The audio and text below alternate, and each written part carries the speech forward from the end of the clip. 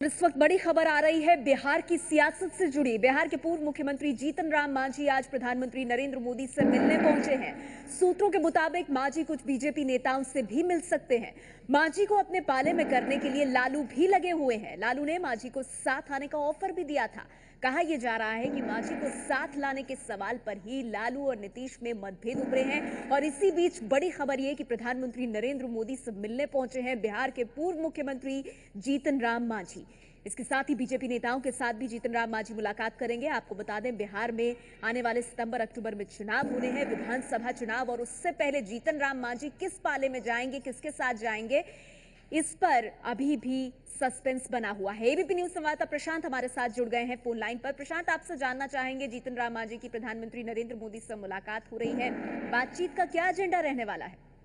जी देखिए, एजेंडा सबसे जो कयास ये लगाए जा रहे हैं कि चूंकि आपसे 2 दिन पहले आपको याद होगा बीजेपी अध्यक्ष अमित शाह ने ये संकेत दिए थे कि जो एनडीए की वर्तमान पार्टियां हैं उससे इतर भी गठबंधन के दरवाजे खुले हैं। उनका इशारा साफ तौर पर यह माना जा रहा है कि जीतन राम मांझी की तरफ था।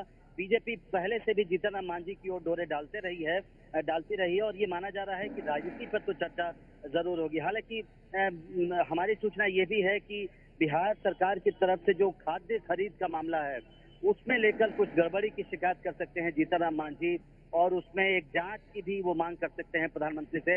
लेकिन मुख्य तौर पर ये माना जा रहा है कि जो बिहार में राजनीतिक हालात हैं और बिहार में चुनाव सितंबर अक्टूबर में होने वाले हैं, उसके मद्देनजर ही इस मीटिंग में चर्चा होगी।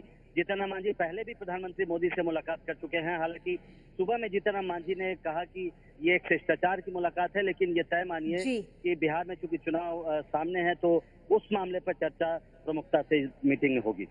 शुक्रिया प्रशांत आपका। आप नजर बनाए रखिए इस बैठक पर, हम आपके पास अपडेट के लिए आते रहेंगे। तो जीतन राम मांझी प्रधानमंत्री नरेंद्र मोदी से मुलाकात कर रहे हैं, लेकिन इससे पहले मांझी ने बिहार के मुख्यमंत्री नीतीश कुमार पर भी निशाना साधा। जो नीतीश जी का मामला है, लालू जी के वोटर नीतीश जी को वोट नहीं देंगे, ये हमको मालूम है। और नीतीश जी का वोट अब है कहाँ?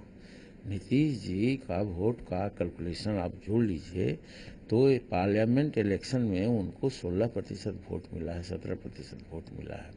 उस वोट में सब कोई मान के चलता है, हम भी मानते हैं कि उस समय पासवान जाति के लोग शेड्यूल कास्ट में हमारे साथ नहीं थे, क्योंकि वो दलित और महादलित करके नीतीश कुमार ने बांट दिया था, इसका खामियाजा भुगतना पड़ा। लेकिन अन्य शेड्यूल कास्ट के लोग हमारे साथ थे। तो आज शेड्यूल कास्ट की आबादी ऐसे तो मैं व्यक्ति 22% मानता हूँ, लेकिन रिकॉर्ड में 16% है। तो 16% में 5%, 4% आबादी दुसाधों की थी, पासवानों की थी, वो हमारे साथ नहीं थी। तो कहने का मतलब कि 11 से लेकर 12% वोट जो पड़े वो हमारे चलते नीतीश जी को हुआ। तो 16% में 11% मेरा कट गया, तो आप जोड़ लीजिए कितना उनके प्रतिशत है, वही 5% वोट उनके पास है। लेकिन लालू जी के पास 16%, 17% यादवों का एक अटूट और चट्टानी एकता वाला वोट है। तो वैसी परिस्थिति में चाहे सीट शेयरिंग का मामला हो, चाहे काम का मामला हो, अगर नीतीश जी को लालू जी नेता मान करके चुनाव लड़ेंगे तो निश्चित है कि ज़्यादा वोट जो लालू जी के पास है उसमें बिखराव आएगा और इससे भाजपा को फायदा होगा।